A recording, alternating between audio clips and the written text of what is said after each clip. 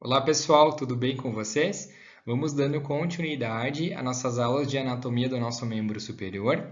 Vamos iniciar com a região de ombro e cintura escapular. Vamos aprender a anatomia da escápula, a anatomia da clavícula, as articulações do ombro, os ligamentos do ombro, os músculos que formam o complexo do ombro e mais alguns exames de imagens.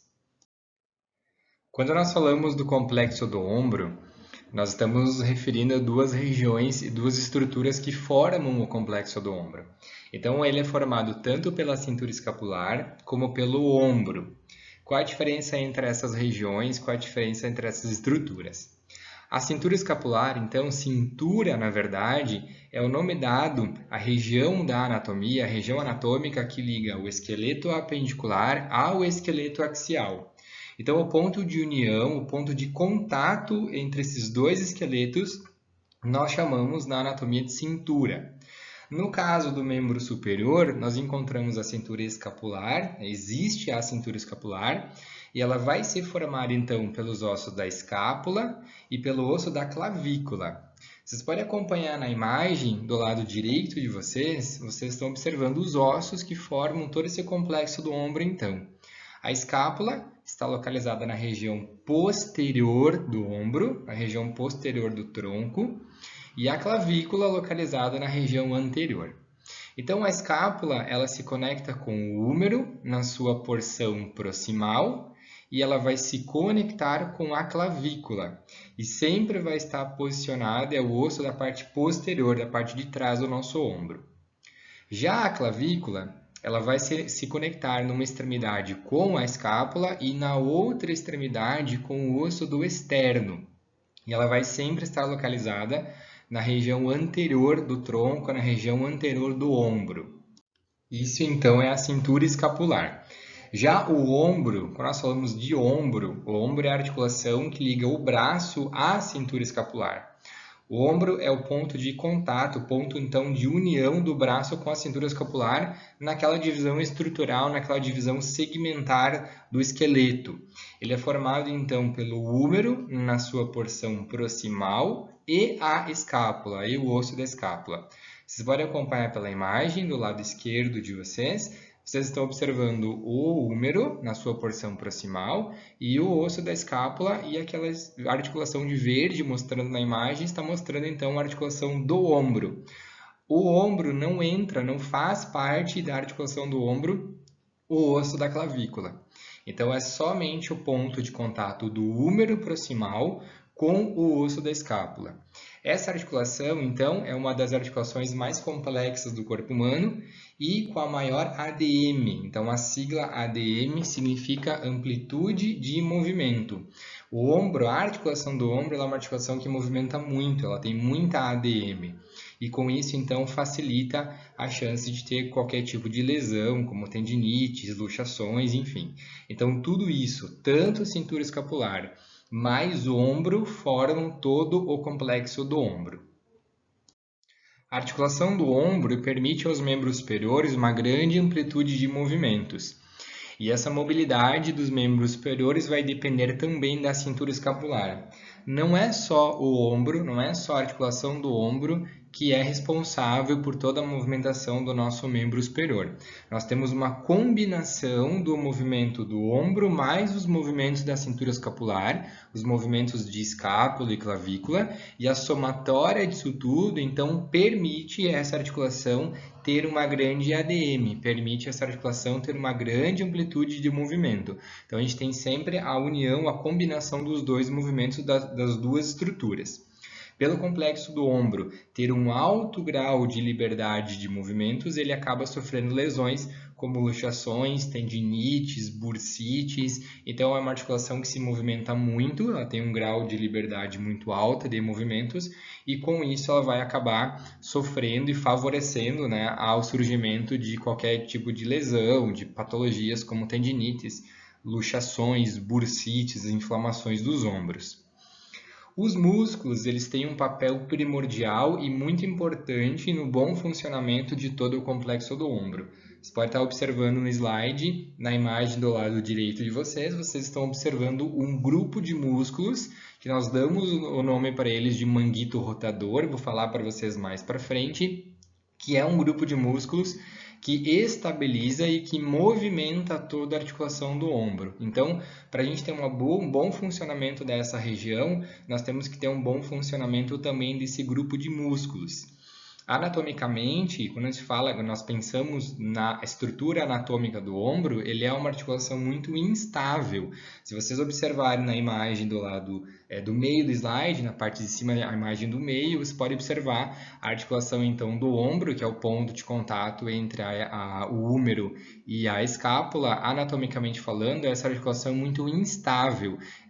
Pensando na parte óssea, não tem muita coisa para segurar e ajustar essa articulação. Então, nós precisamos de tecidos moles, precisamos de ligamentos, de músculos, principalmente dos músculos, que vão fazer esse papel para dar estabilidade, para dar mais firmeza para essa articulação.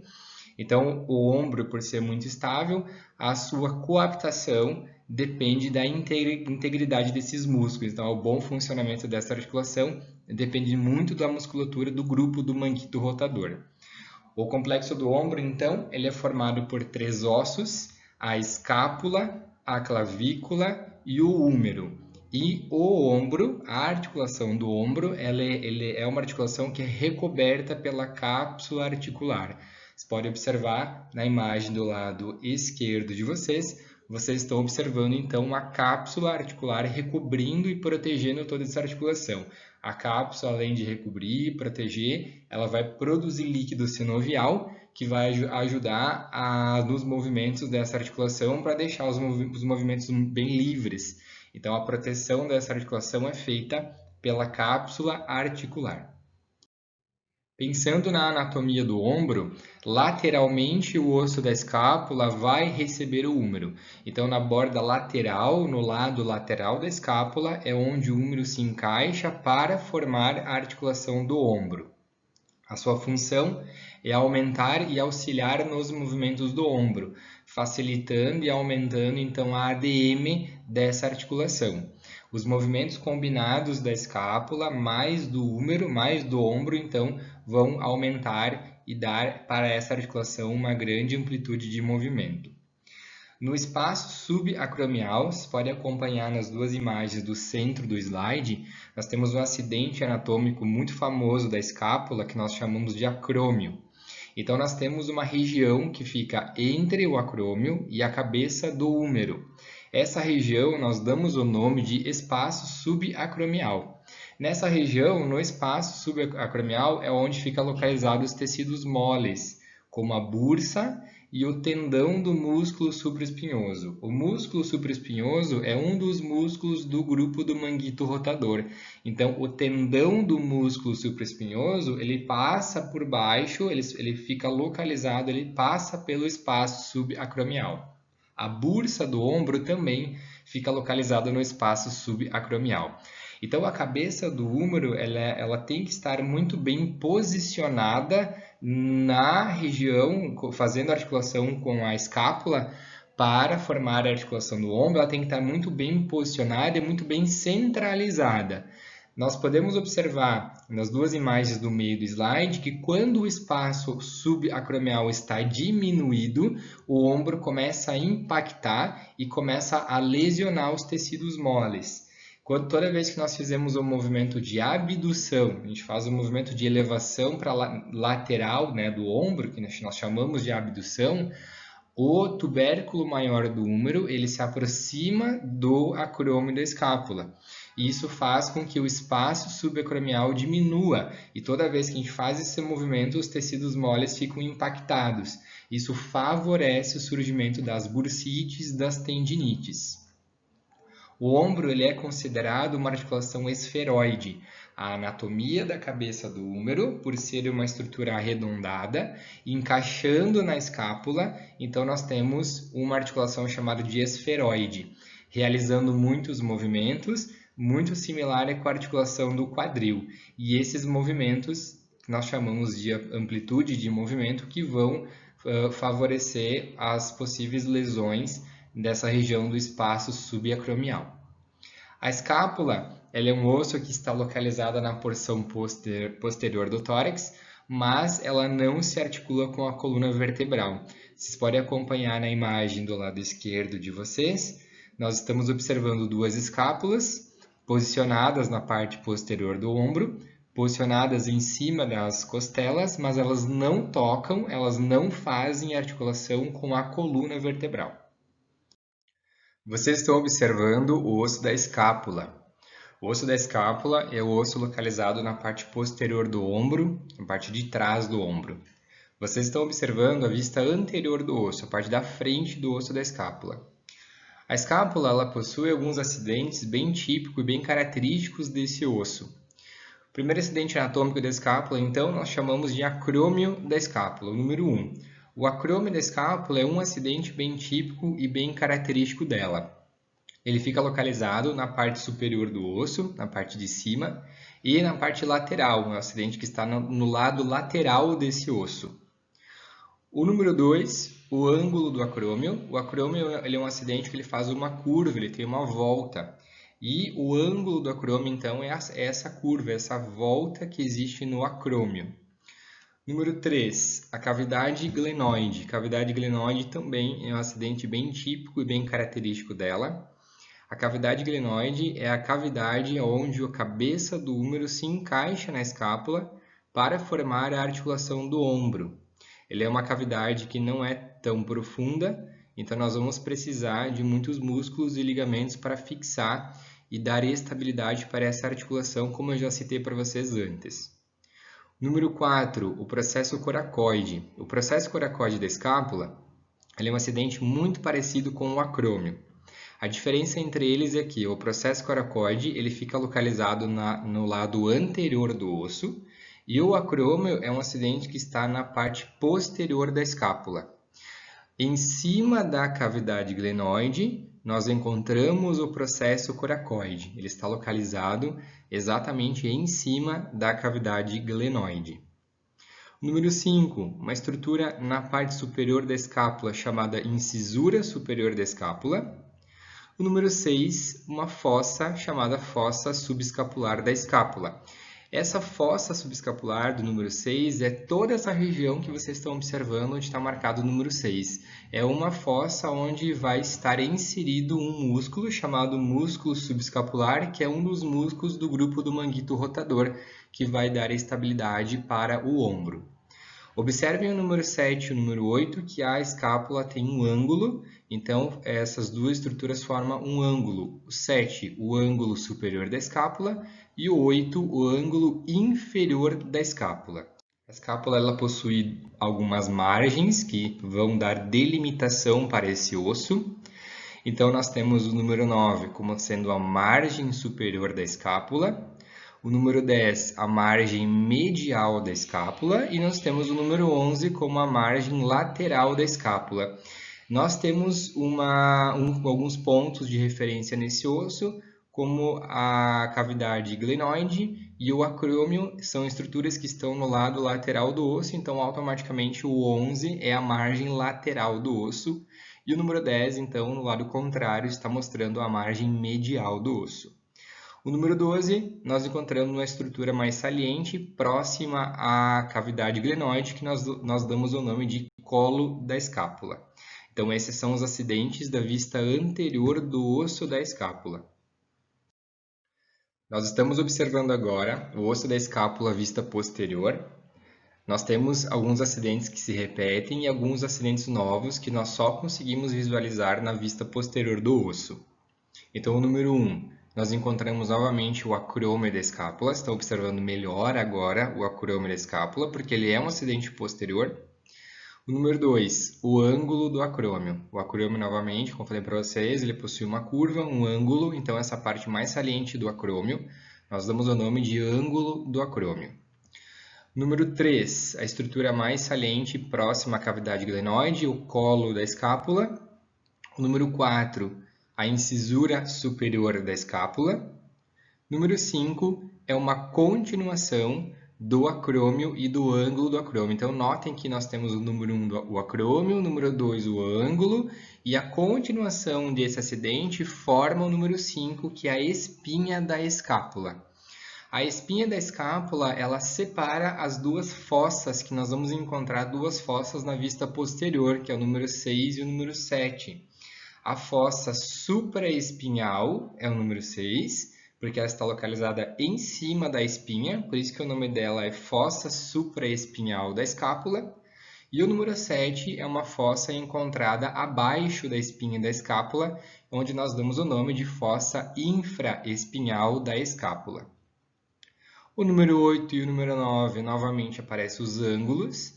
Então, o ângulo superior da escápula é a parte mais alta, mais saliente dela lá em cima. E o número 9, o ângulo inferior da escápula, a parte mais saliente na parte de baixo do osso. O número 10, novamente mostrando a margem superior da escápula. O número 11, novamente mostrando a margem medial da escápula.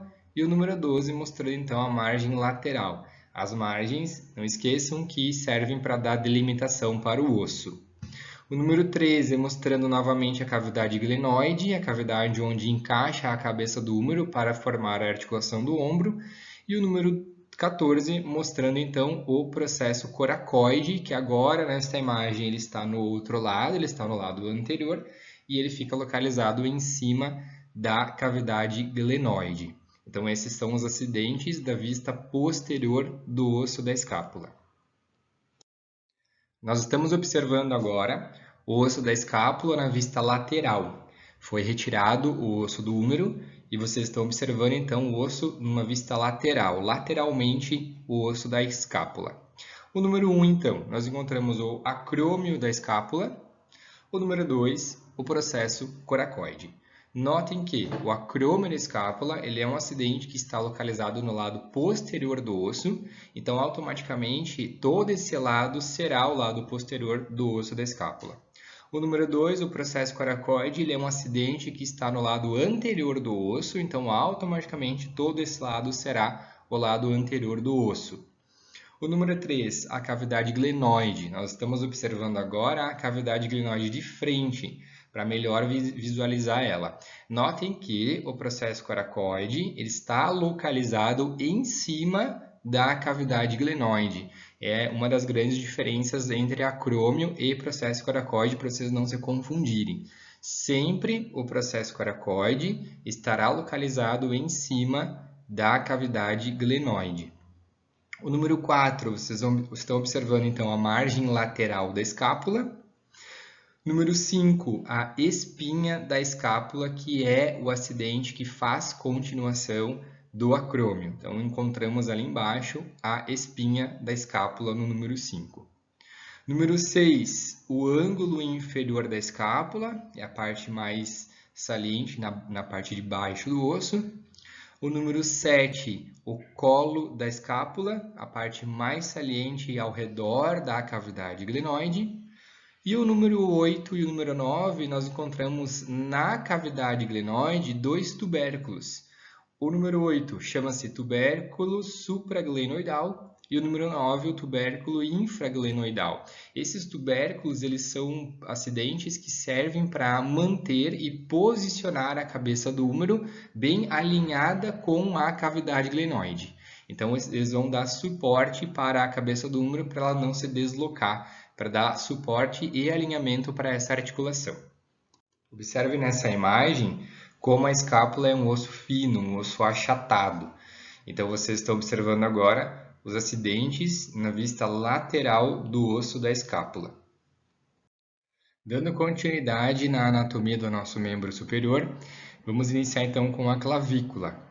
A clavícula é um osso alongado, um osso par, nós temos duas clavículas, uma no ombro direito, outra no ombro esquerdo, e ela tem o formato de S, então ela lembra um pouco a letra S. E a localização dela ela vai estar situada na região antero-superior do tórax, ou seja, ela está na região anterior e superior, na parte da frente do tórax e na parte de cima, antero-superior. Vocês podem observar na imagem do lado direito de vocês, acompanhar então o osso da clavícula. A clavícula ela possui duas extremidades, ou seja, dois lados, uma extremidade medial e outra extremidade lateral. A extremidade medial dela é uma extremidade, é um lado da clavícula que vai fazer articulação com o osso do externo. E vocês podem observar então que o lado medial dela já está fazendo contato e articulação com o osso do externo. Já a extremidade lateral, o lado lateral, ela vai fazer articulação com o osso da escápula apenas. Novamente lembrando vocês que a clavícula não faz articulação com o osso do húmero. A clavícula ela torna possível afastar e aproximar os membros superiores dos braços do corpo. Então, ela auxilia nos movimentos do ombro, aumentando a sua ADM e automaticamente auxiliando em todos os movimentos do ombro, favorecendo então a amplitude de movimento dessa articulação.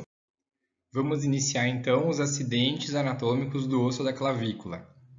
Vocês estão observando nessa imagem uma clavícula vista anterior, o lado anterior do osso, e você já pode observar que ela possui duas extremidades. O número 1, então, a extremidade external. A extremidade external é o lado dela, né? A extremidade já significa lado, então é o lado dela que fica em contato com o osso do externo, por isso que o nome dessa região da clavícula chama-se extremidade external, e essa extremidade ela é a extremidade que fica para o lado medial do osso, ou seja, para o meio mais próximo da linha média. Então, a extremidade external ela é o lado medial da clavícula. O número 2, a extremidade acromial, ela é o contrário, então. Ela é a estrutura, é o lado da clavícula que fica em contato com o osso da escápula. E a extremidade acromial, ela é o lado lateral do osso da clavícula. Vocês podem observar que a extremidade external ela é mais arredondada, é um acidente anatômico um pouco mais grosso, mais arredondado, e a extremidade acromial é um acidente anatômico um pouco mais fino, mais achatado. No meio, então, nós encontramos o corpo da clavícula. Nós estamos observando agora a clavícula vista posterior, é o lado posterior do osso da clavícula. Vocês observam quais acidentes anatômicos, alguns repetem da vista anterior. Então, número 1, a extremidade external, novamente, é o lado da clavícula que fica em contato com o externo, é o lado medial do osso. O número 2, estamos vendo a extremidade acromial, é o lado da clavícula que fica em contato com a escápula, mais especificamente com o acrômio da escápula, por isso que o nome dessa região chama-se extremidade acromial, e é o lado lateral do osso da clavícula. O número 3 continua sendo o corpo da clavícula, é o meio dela. O número 4, na vista posterior, nós encontramos então um tubérculo ou um processo. Processo ou tubérculo conoide. Cuidem para não confundir. O tubérculo, o processo conoide faz parte da clavícula. O processo coronoide faz parte da una e o processo coracoide faz parte da escápula. Nós temos então os pontos da clavícula que fazem a articulação com os ossos do externo e o osso do externo e o osso da escápula. Então, nós temos as faces articulares, é a parte lisa, é a parte do contato do osso que faz a articulação com o outro, é a parte de uma articulação. Então, estou observando o número 5, uma região mais lisa do osso. Então, ali, no número 5 é a face articular external, é a face, é o lado do osso que fica para uma articulação, e no caso desse lado é o osso do externo, por isso que o nome desse acidente é face articular external. E o número 6 encontramos a face articular acromial. É o lado da clavícula que fica em contato com o acrômio, a parte lisa, então, a face articular acromial. Então, esses foram os acidentes da vista posterior da clavícula. Para dar estabilidade e fortalecer todo o complexo do ombro, nós temos uma rede de ligamentos que vão auxiliar na fixação desses ossos para formar as articulações e ajudar na estabilização e no fortalecimento dessas articulações. Vocês estão observando já na imagem do lado direito de vocês, na parte de cima do slide, nós estamos observando todos os ligamentos do complexo do ombro. Eles são divididos em ligamentos da cintura escapular e ligamentos do ombro. Eles vão servir justamente para unir o tecido ósseo. A grande função dos ligamentos é unir um osso ao outro osso. Na imagem de baixo do slide, do lado direito, vocês estão observando uma representação do encaixe do húmero, da cabeça do húmero, com a cavidade glenoide da escápula. O acidente anatômico da cavidade glenoide da escápula, ela é uma fossa, uma cavidade muito rasa, muito plana. A cabeça do húmero é um acidente convexo, que vai automaticamente encaixar na cavidade glenoide, que é um acidente côncavo, porém é uma concavidade muito plana, muito rasa. E por isso nós temos então que ter uma rede de ligamentos que vão fortalecer e estabilizar essas articulações. Os ligamentos do complexo do ombro são divididos em ligamentos da cintura escapular e ligamentos do ombro. O número 1, então, está mostrando o ligamento córaco-acromial. O nome do ligamento é o nome dos acidentes e dos ossos de cada osso que ele está conectando. Então, o ligamento córaco-acromial, ele está ligando o processo coracoide da escápula com o acrômio da escápula. Número 2, nós temos o ligamento acrômio-clavicular. Ele está ligando o acrômio da escápula com a clavícula. O número 3, número 4, está representando e mostrando o ligamento córaco-clavicular. O ligamento córaco-clavicular, ele está conectando o processo coracoide da escápula com o osso da clavícula. Porém, nós temos dois feixes desse ligamento córaco-clavicular. O ligamento córaco-clavicular que está para o lado lateral, ou seja, mais próximo do osso do húmero, nós encontramos, então, nós damos o nome de ligamento córaco-clavicular trapezoide. E o ligamento córaco-clavicular que está para medial, mais próximo à linha média, nós temos, então, o ligamento córaco-clavicular conoide. Já os ligamentos do ombro são ligamentos, então, que vão conectar o osso húmero com outro acidente. Então, o número 5 está mostrando o ligamento coraco-humeral, ele está ligando o processo coracoide da escápula com o húmero. E o número 6, nós temos o ligamento gleno-humeral. Ele está saindo da cavidade glenoide e conectando com o osso húmero, o ligamento gleno-humeral. Nós estamos observando também na imagem, da parte de cima do slide, a cápsula articular, que é a estrutura que recobre toda a articulação. Então, vocês estão observando todos os ligamentos do complexo do ombro.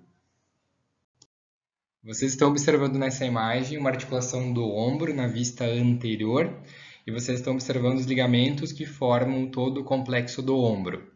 O número 1 está mostrando o ligamento coracoacromial. Ele está ligando o processo coracoide da escápula com o acrômio da própria escápula.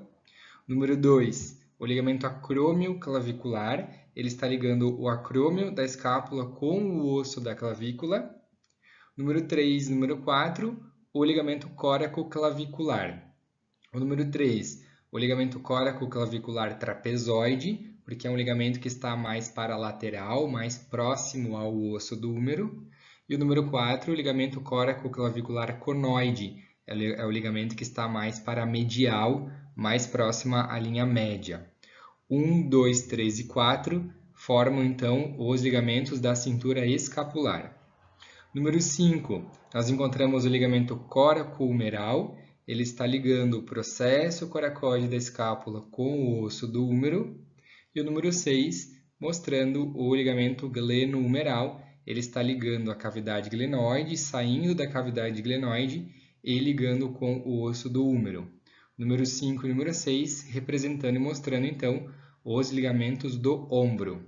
Então, vocês estão observando todos os ligamentos do complexo do ombro, de cintura escapular e de ombro. Os ligamentos do ombro, eles ficam localizados e posicionados apenas na região anterior da articulação do ombro. Nós temos ao redor, recobrindo toda a articulação do ombro, a cápsula articular. Vocês podem observar na imagem do lado esquerdo de vocês estão observando uma imagem de um ombro na vista posterior e vocês estão observando que também nós temos na vista posterior a cápsula articular.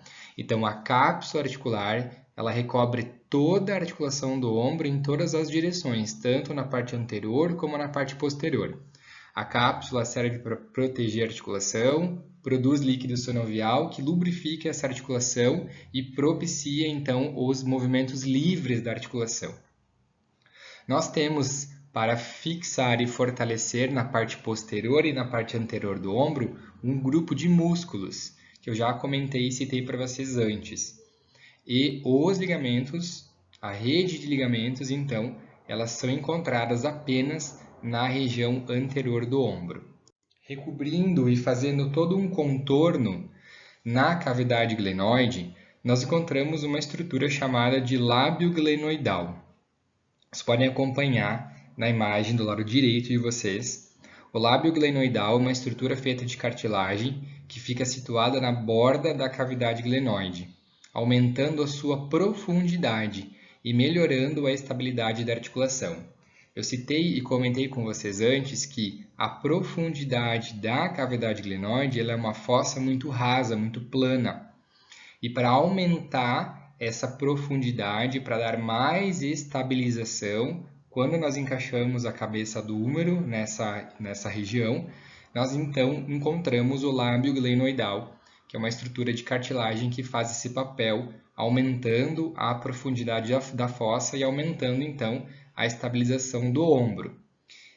Essa estrutura, o lábio glenoidal, tem importante função na estabilização glenohumeral e, quando rompido, proporciona uma instabilidade articular, facilitando o deslocamento anterior ou posterior do húmero, que nós chamamos de luxação. Quando nós temos uma lesão no lábio glenoidal, uma ruptura, é muito comum a cabeça do húmero deslocar e desencaixar da cavidade glenoide. Nós damos o nome para isso de luxações. Esse deslocamento pode ser tanto para a parte anterior como para a parte posterior. Então, quando a gente tem a perda do lábio glenoidal, a ruptura dele, automaticamente nós perdemos essa estabilização, a articulação fica mais solta, fica mais frouxa, dando maior facilidade para ter qualquer tipo de lesão, como luxações, como desencaixes da articulação. A união dos ossos que formam o complexo do ombro formam 4 articulações nessa região. A definição de articulação é o ponto de contato, é o encaixe de um osso com outro osso. Isso caracteriza uma articulação na anatomia. Encontramos então 4 pontos de contato entre os ossos para formar o complexo do ombro. A primeira articulação do ombro, nós encontramos a articulação externo-clavicular. O próprio nome já fala, a articulação entre o osso do externo e a clavícula. Vocês podem acompanhar nas imagens. O número 1 está representando a articulação externo-clavicular e na imagem de cima do slide está mostrando a articulação externo-clavicular para vocês acompanharem. A extremidade medial da clavícula faz articulação com o osso do externo, formando então a articulação externo-clavicular. Essa articulação ela é considerada uma articulação verdadeira, porque nós temos um osso tocando em outro osso. Então, isso caracteriza como uma articulação verdadeira. A segunda articulação do complexo do ombro, nós encontramos a articulação acrômio-clavicular. É a articulação entre o acrômio da escápula mais a clavícula. A extremidade lateral da clavícula fazendo articulação com o acrômio. Essa articulação também é considerada uma articulação verdadeira por ser feita e formada, unida por 2 ossos. A terceira articulação do complexo do ombro, nós temos a articulação escapulotorácica. A articulação escapulotorácica é uma articulação entre a escápula e as costelas do tórax. Porém, entre esses ossos, nós vamos encontrar um tecido mole que é um músculo, um dos músculos que forma todo o complexo do ombro para dar estabilidade para essa região. Então, por não ser o ponto de contato entre 2 ossos, a gente tem um músculo no meio, essa articulação é considerada uma articulação falsa. Nós temos um osso, que é a escápula, nós temos um músculo no meio e depois nós temos as costelas. Então, a gente caracteriza essa articulação como sendo uma articulação falsa, não é formada pelo contato de 2 ossos. E a quarta articulação do complexo do ombro, a articulação glenohumeral, uma das principais articulações do complexo do ombro. É a articulação entre a cavidade glenoide da escápula e a cabeça do húmero. Ela também é considerada uma articulação verdadeira por a gente ter o contato entre dois ossos. Mostrando na imagem o número 4 para vocês, a articulação glenohumeral, entre cavidade glenoide da escápula e cabeça do húmero. Está representando para vocês nessas imagens todas as articulações do complexo do ombro. Nas duas imagens da parte de cima do slide, encontramos a articulação glenohumeral. A articulação glenohumeral formada então pela escápula mais o húmero, a cavidade glenoide da escápula fazendo articulação com a cabeça do húmero, formando então a articulação glenohumeral. A articulação externo-clavicular, o osso do externo fazendo articulação com a clavícula, com a extremidade medial da clavícula, forma a articulação externo-clavicular. As duas imagens na parte de baixo do slide encontramos então a articulação acrômio-clavicular, o acrômio da escápula fazendo articulação com a extremidade lateral da clavícula, formando a articulação então acrômio-clavicular. E nós temos a articulação escapulotorácica, a articulação entre as duas escápulas mais as costelas do tórax.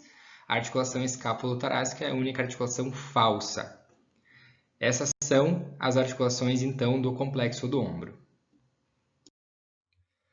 Nós encontramos, fazendo parte do complexo do ombro, um grupo de músculos que vão dar estabilidade e movimento para essas articulações. O principal grupo muscular responsável pela movimentação do ombro é o grupo do manguito rotador. O manguito rotador é um grupo de músculo formado por 4 músculos. Então, fazem parte desse grupo quais músculos? O músculo supraespinhoso, o músculo infraespinhoso, o músculo redondo menor e o músculo subescapular. Vocês podem acompanhar nas imagens, do lado direito de vocês, está mostrando o músculo supraespinhoso. A localização dele, ele fica localizado acima da espinha da escápula, por isso que ele recebe o nome de supraespinhoso. O músculo infraespinhoso está localizado abaixo da espinha da escápula, recebendo o nome de infraespinhoso. E existe o músculo redondo menor, que é uma porção, ele fica localizado abaixo do infraespinhoso. A última porção de feixes de fibras musculares forma então um outro músculo, que é o músculo redondo menor. Esses 3 músculos, supraespinhoso, infraespinhoso e redondo menor, eles ficam localizados na parte posterior da articulação do ombro. O músculo subescapular, ele é um músculo que fica localizado na parte anterior da articulação do ombro, entre o osso da escápula e entre as costelas do tórax, tornando e deixando a articulação escapulotorácica então falsa. Entre a escápula e entre as costelas do tórax, nós temos a articulação escapulotorácica e ela é uma articulação falsa porque existe entre esses dois ossos o músculo subescapular. Ele fica localizado na fossa subescapular da escápula. Então, entre esses dois ossos, encontramos a musculatura, o músculo chamado subescapular. Os músculos possuem inserção no húmero, fazendo a estabilidade articular e propiciando os movimentos. Notem na imagem do lado esquerdo de vocês, no centro do slide, nós estamos observando uma articulação do húmero, do ombro, numa vista lateral. Nós estamos observando do húmero para a escápula. Então, observe que todos os músculos do manguito rotador, eles partem da escápula e eles vêm em direção ao osso do húmero, como se fosse abraçando o osso do húmero e puxando o osso do húmero contra a escápula. Isso faz com que aumente a sua coaptação. A palavra coaptação é encaixe, é estabilização. Então, os músculos do manguito rotador, eles vão sair da escápula para amarrar o húmero, puxando ele contra a escápula, aumentando a coaptação entre esses ossos. Na região posterior do ombro, a escápula é mantida em posição pelos músculos do manguito rotador. Então, a grande função desses músculos, além de dar os movimentos, é manter a estabilidade, manter o equilíbrio entre os ossos e a posição entre eles. E esses músculos de amarração permitem à escápula uma mobilidade entre o tórax por conta da musculatura do músculo subescapular que está na frente entre os dois ossos, vai permitir que a escápula deslize entre as costelas. Está representando nessas imagens, para vocês observarem, os músculos do grupo manguito-rotador. Na imagem do lado direito de vocês, está mostrando os músculos na parte posterior, uma vista posterior do ombro. O número 1, mostrando o músculo supraespinhoso, localizado acima da espinha da escápula. Número 2, o músculo infraespinhoso, localizado abaixo da espinha da escápula. E o número 3, o músculo redondo menor, localizado abaixo do infraespinhoso. Esses 3 músculos ficam localizados na parte posterior do ombro e eles saem da escápula e partem em direção ao osso húmero, puxando, abraçando o húmero para aumentar a estabilidade do húmero contra o osso da escápula. Na imagem do lado esquerdo de vocês, está mostrando então os músculos do grupo do manguito rotador na vista anterior. Então nós estamos observando apenas um músculo que está localizado na vista anterior, que é o músculo número 4, o músculo subescapular. Ele também parte da escápula, vai em direção ao húmero, abraça o húmero e puxa o húmero contra a escápula. Então esses foram os músculos do ombro, os músculos do grupo manguito-rotador. Nós estamos observando um raio-x de ombro. Nesta imagem, nós estamos visualizando um ombro AP com rotação externa, ou seja, o raio central ele entra na parte anterior da articulação e sai na parte posterior, e a articulação do ombro ela é rodada externamente. Observem todos os ossos que aparecem na imagem antes da gente começar a observar os acidentes anatômicos.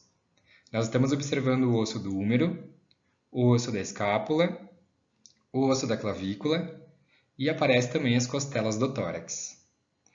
O primeiro acidente anatômico está marcando e mostrando então a cabeça do húmero, a região na parte proximal dele, a parte convexa do húmero, que faz a articulação com a escápula, então a região da cabeça do húmero.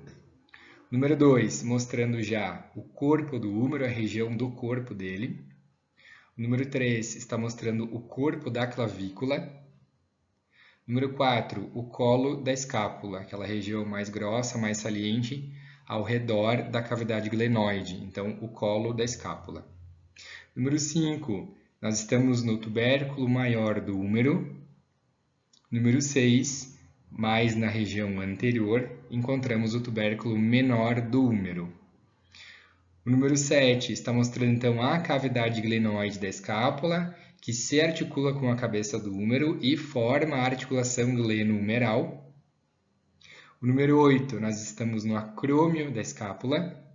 E observem que entre o acrômio da escápula e a cabeça do húmero, nós encontramos o espaço subacromial, onde fica localizada a bursa e o tendão do músculo supraespinhoso, que são os tecidos moles.